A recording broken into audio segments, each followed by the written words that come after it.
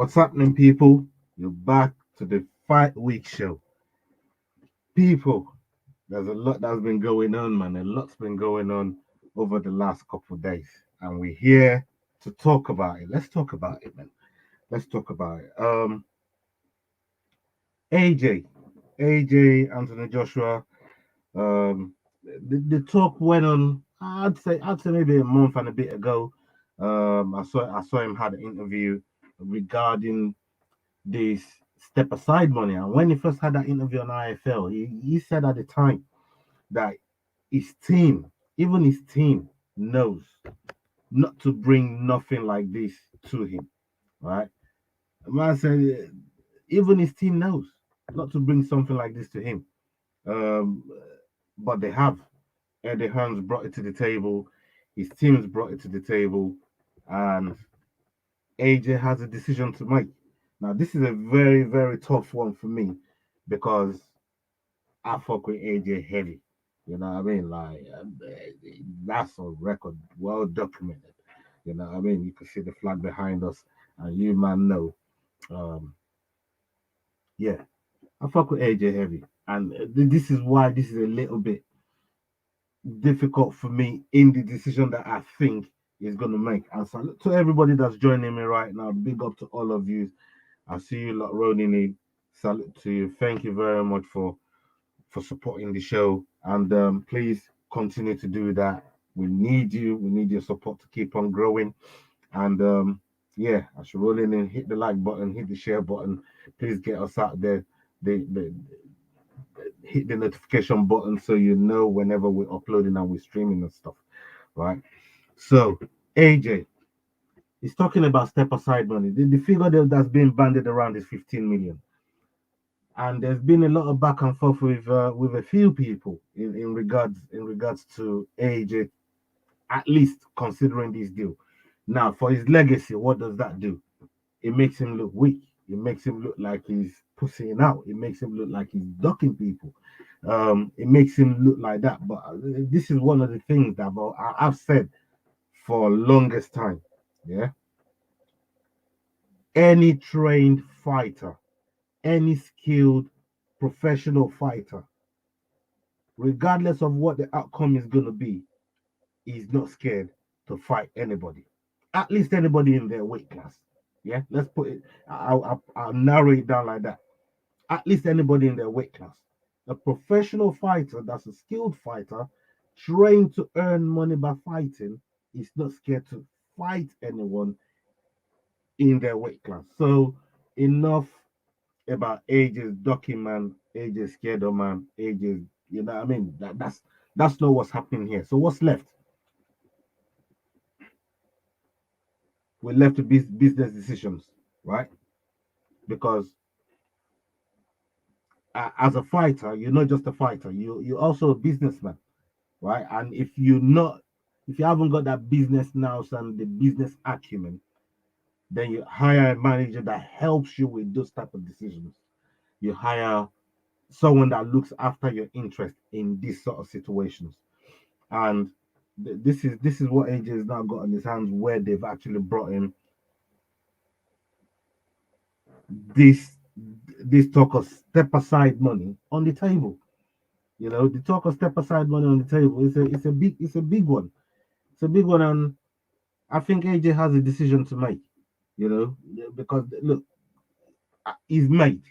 AJ is made, right? It's not like he's not rich, so and it's not like it's not wealthy, but wealthy people want more wealth so they can secure their family, so their family can be secure, so their future can be secure, and generations is secured. That's how they're looking at things, you know. And for me, it's one of those where 15 million is it's a lot of money. I don't care how rich AJ is. I don't care how rich he is. 15 mil is a lot of money. 15 mil is a lot of money. Salute to Craig, man. Big up Craig. Um, a lot of money, and it's not just for him. That's gonna be his whole team as well. That's probably the most free money his whole team is ever going to get the chance to have without actually breaking any sweat. So he can't just look at himself and his own future. And this is where it gets sticky, right? AJ is now, for me, thinking as long as I make it known, that's how, if I were in that situation, that's how I'm going to be thinking.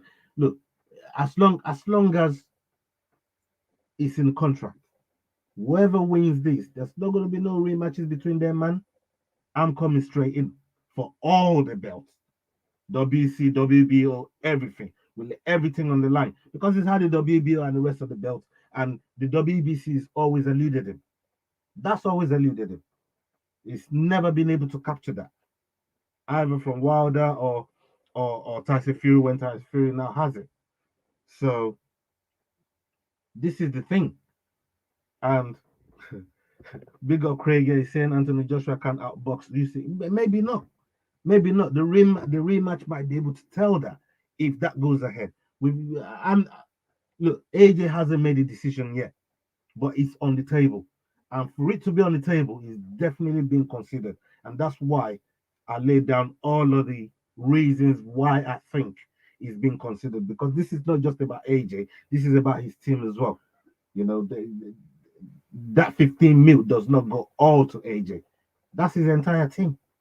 That's his whole team.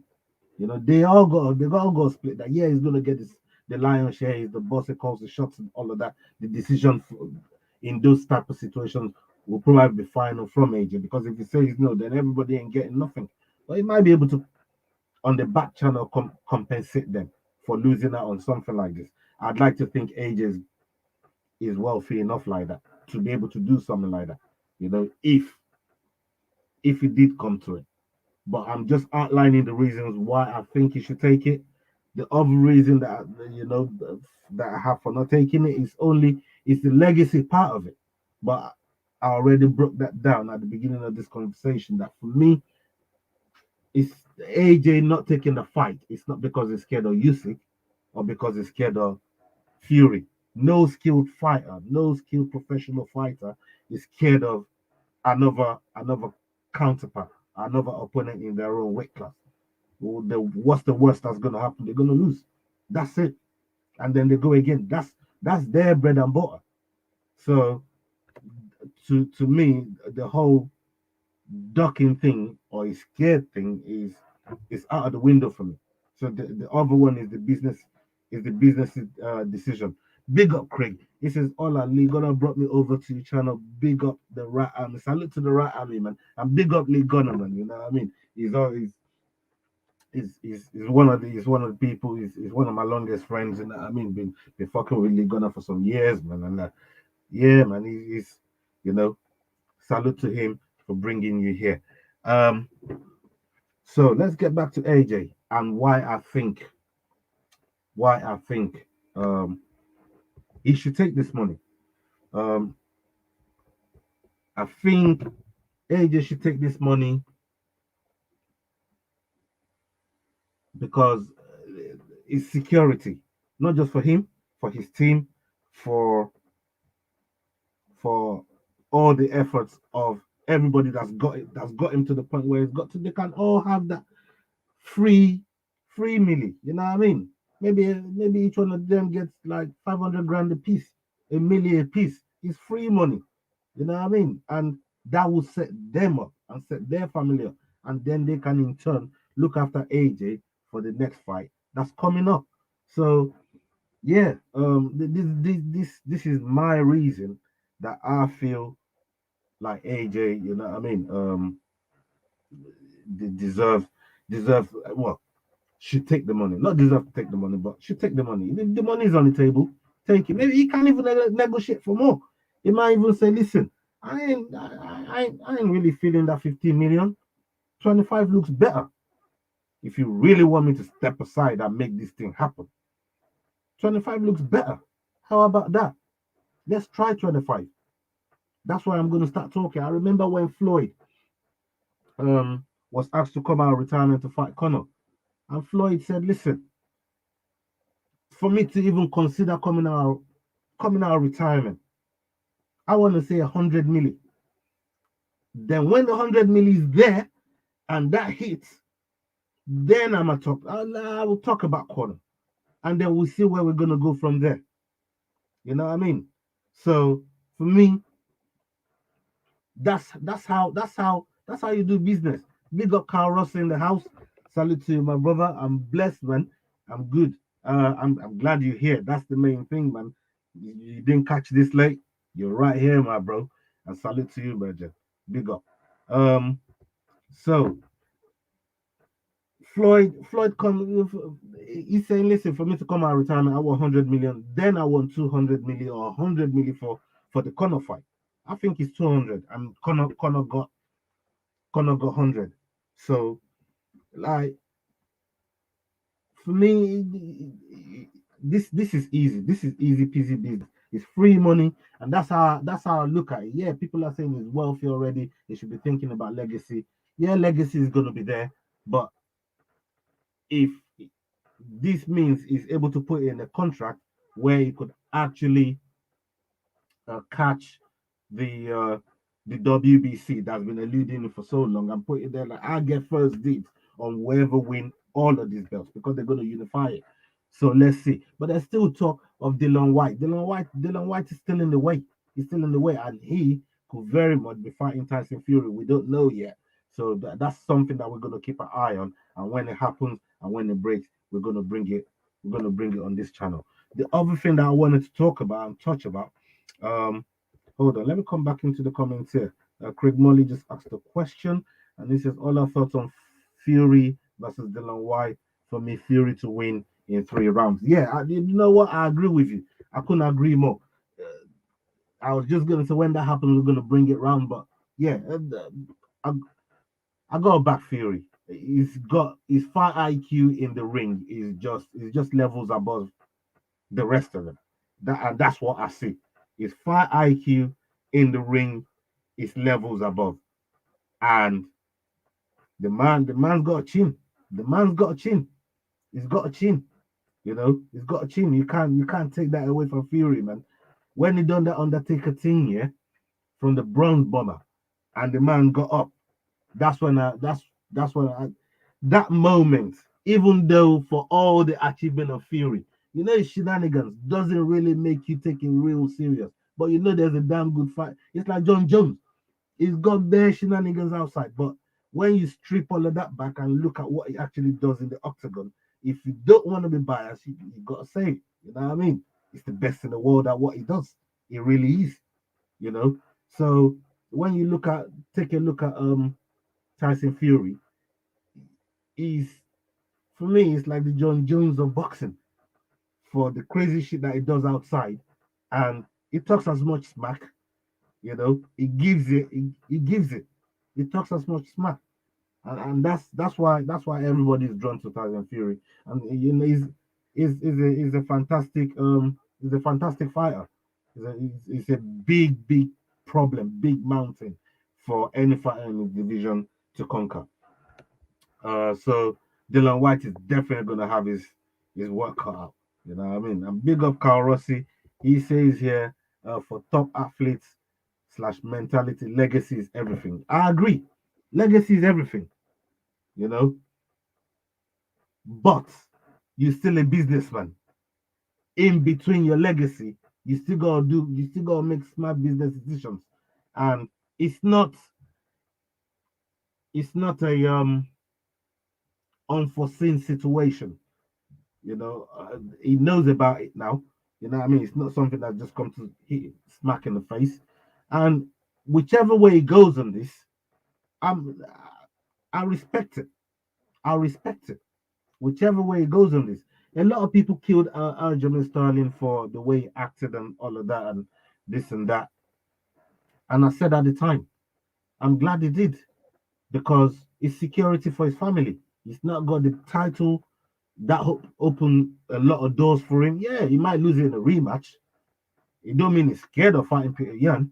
He might lose it. A lot of people are saying he will. He probably would. But the security is now got from at least being a world champion for the period of time that he's been it. He's not even defended it. Um, and the next time he fights, whether he wins or loses, the whatever millions they make, he's going to be sharing it with the pay-per-view money. He's going to be sharing with the organization, with the promotion, because he's the champion. That's the type of security in your bank account that sometimes you need. You know what I mean? Because he's not caring about legacy and how he won his first UFC belt. You think Aljamain Sterling's caring about that? He's caring about he's got the title and there's money in his bank account, security. And these men are prize fighters. They come to earn money. You know what I mean? They don't just come to get the belt. They want the money as well. You know? That's why Francis, for all his the work he's doing and everything, and we're gonna touch on that in a minute. That's the next topic we're gonna go to. For everything that he's doing right now, he wants more money, he wants to be paid, he wants to be compensated for what he brings to the table. Every fighter does. They don't want to do it for free. And if free money comes along, you better take that. You ain't gonna lose your jaw free, you ain't gonna get eye poke free, you ain't gonna get concussion, you ain't gonna get none of that. And they're giving you 15 million. You better take that. You know what I mean? But that's easy for me to say because I'm not in his world and I'm not, you know what I mean? I'm not a professional fighter in any way, shape, or form to even understand for top athletes what their mentality for legacy is. I'm not even pretending to start understanding that right now, but I'm just saying from a business point of view, it will be silly not to at least think about it. Um, and say, yeah, Fury is amazing, class in the ring, real outside the ring. He is, he is, and that's why everybody gravitates towards him. That's why everybody they like him. They like. I like him. I like him. I like his whole banter, everything, the lot. I like a lot. I like a lot about Fury. Now, Francis Ngannou. So there's news coming out. Like there's little bits of news that's coming out. First of all, let's talk about Dana White addressing why he didn't come to the press conference or why he didn't put the belt around Francis. Dana White says he was dealing with stuff in the back. Really, brother? Brother, really? You was dealing with stuff in the back. Your heavyweight champion had just won the fight against all odds. Against all odds. And you was dealing with stuff in the back. Like, come on, bro. You know what I mean? Like, come on, dog. How you gonna say you dealing with stuff in the back and that's it? What? There's none of your other guys that could handle that stuff that's going on in the back, so you can get back to the main event, pay per view at that. And he didn't stop there. That's why he didn't wrap the belt around Francis. He didn't come to the press conference for the one reason what he gave. What? For the one reason, like you know. So on top of that, they knew Francis had torn meniscus. They knew his ACL was blown, right? And he had another one, PBMCL or something like that. He had another one, right? And the UFC at no point offered him to reschedule the fight. They do it with other fighters. When the doctor, especially when their doctors are saying to Francis, you can't take this fight. The UFC didn't even come to him one time and say, bro, you know what? We need to reschedule you. Go and get healthy and we'll reschedule you. None of that. None of that for Francis. Right? They did everything to try and make sure he loses the fight. And I'll tell you what.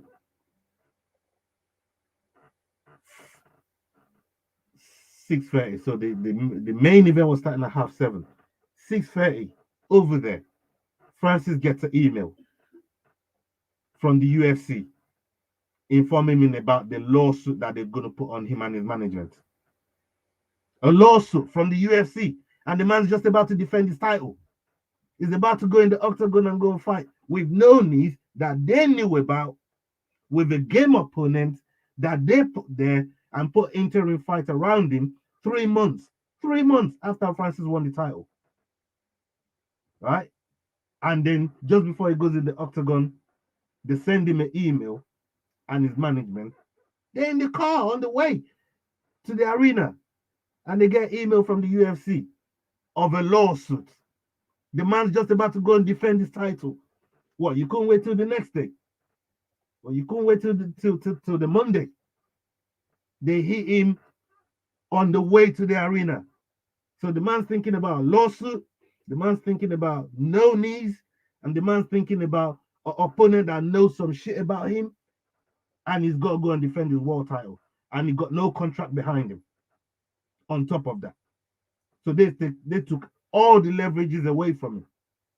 Every single bit of leverage, they took it away from him, and they said, "Yo, how about that? Go and defend the title now. Yeah, go defend the title. Cyril Guns waiting for you in the octagon." And he was winning that fight. He was winning. We gotta call it out when we see these things. Yeah, when we see these things, it's got to be called out. It's got to be called out. Let me go to the chat real quick here. Carl Ross has been busy in there, and he says the fact that a UFC heavyweight champ takes home approximately 350K after taxes, managers' fees, gym, sparring partners, etc. is mad. Dana, pay them, man. Big up Carl Rossi. Pay them, man. You know what I mean? Pay them, man. Carl Rossi, he said Dana was dealing with Ariel. He was dealing with Ariel one in the back. Man, this is gonna be the fucking this is the funniest comment, man. This is the funniest comment. Big up to you, brother. Big up to you. So the UFC tried to break a man's spirit who went through hell and back to reach Paris, be homeless, and fight his ass off to make it. It's disgusting from the UFC. Bro, the way they did this brother is mad. The way they did him. The way they've done him, man. Like, come on, man. Like, how can you do that to someone? And he still went in there and won. He still went in there and won. And on top of that, you don't put the belt around him. You don't come to the press conference to praise him, to acknowledge the performance he just gave, despite the news that he just said in his post-fight interview with Joe Rogan, talking about his injury going into the fight. Like, nothing. And then I came in an interview. I saw him last week. I saw him at dinner, you idiots. You idiots. I said hi to him. I was there at the stare down. This is his excuse. This is Dana's excuse. He was at the stare down. Are you fucking kidding me, blood? He was at the stare down, blood. Is that's wow, I couldn't believe the things that I've been seeing in regards to this. And when these things happen, you gotta call it out. That was bad from the UFC. It's bad from Dana, and Francis deserves a big payday. He deserves a big payday and an apology from the UFC. Really, not bloody threatening him with a lawsuit. Like, come on. They moved venues for John Jones. Like, Dana moved venues for John Jones. If Dana don't like you, this is how you get treated. Go ask Tara Woodley. You know what I mean? They moved, like, John Jones tested positive. Yeah? He tested positive. And because the commission wouldn't allow him to fight, they moved the venue for him so they could put the show on. And they wrapped the belt around him. Yeah? And they wrapped the belt around him. So how can this be justified then? You know what I mean? And that's how I feel about it. It's mental. It's mental that this, UFC and Dana has behaved in this way. It's crazy. Absolutely crazy. He says, mad Olaf. Francis is the biggest potential draw for the heavyweight division. His story, his power, his look, even. I'd rather him leave, box Fury, and retire happy. Bro, he's going to be set for life if when that happens. When that happens, because he deserves the bag. And he's not saying the UFC can't get some of this bag. He's talking about them co-promoting it. The same way they did Connors. Go promote it. Get some. As long as I get my piece, get some. Let's go promote this thing and make it happen. You know. And I think if that happens, I don't even think if the asking price to fight John Jones is going to be that much, because it's going to be set. He's already said at his post-fight interviews that even this new contract with the UFC, I'm not asking no outrageous stupidness. I'm not asking no crazy, nothing crazy. I just want to be respected, and I want my money to show that I'm respected. And there's nothing wrong with that. For the amount of people is for the amount of knockouts he's had in the UFC, the people is put away. We're talking King Velasquez, we're talking JDS, Curtis Blade twice, we're talking um Stipe. Like, look at the people he's knocking out. Just look at the people he's knocking out. And now the latest toy, Cyril Gane. And I hate talking about Cyril Gane like this because I actually like the brother. I actually like Cyril Gane. You know what I mean? I like Cyril Gane. Is a nice guy. And the way they try to turn them two against each other, and Francis said to him, they both came out in public and said, they ain't got a problem with each other. I ain't got beef with him. They try to spin the narrative. This is Look, I love the UFC as an organization, and what they've become, and I follow them for many many years. And but things like this, when they happen, you really got to call it out. It don't matter who it's happening to. You got to bring it up. You got to bring it up. Knowing Francis, it probably is not asking for too much. He's a real one. He absolutely is. You know, he really is a real one. Like he said, he's not asking for much. He's not asking a lot. He just wants to be respected, and I don't think there's anything, absolutely anything wrong with that. Um, a couple more fights has been announced by the UFC for UFC London. My missus is actually trying to get me a ticket for this. I'm praying to the fight gods that it happens. I hope, you know, um, my missus can pull it off.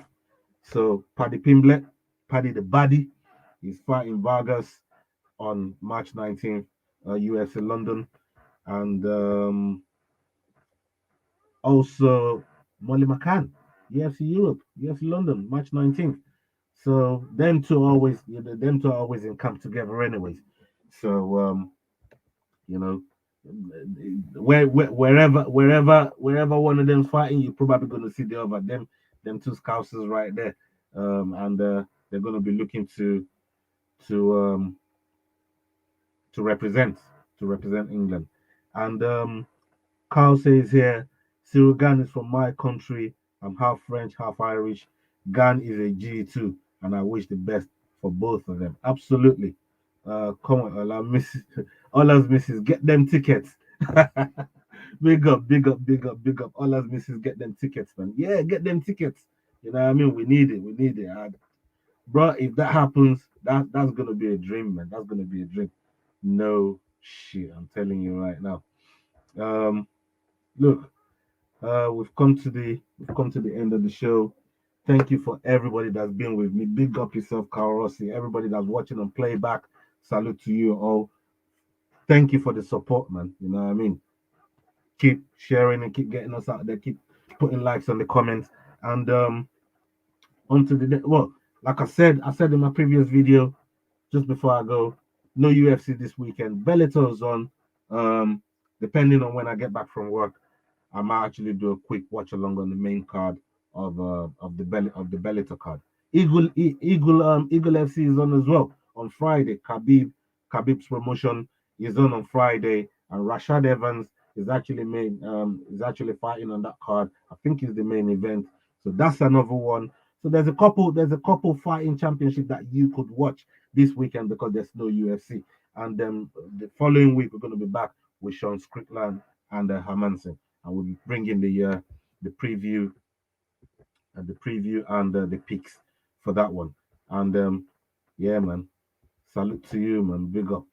Yes, I am on Insta. I am on Insta. The same handle, Black Scorpion Free. Yeah, man. Go add me up on Insta, and we engage on there as well. And thank you so much for the support. Big up to everybody that's watched tonight. Thank you very much. If you're watching on playback, if you watch live, I can't show enough appreciation, man. We want to keep growing, and yeah, help us get there. Help us get there. Until the next video. Salute.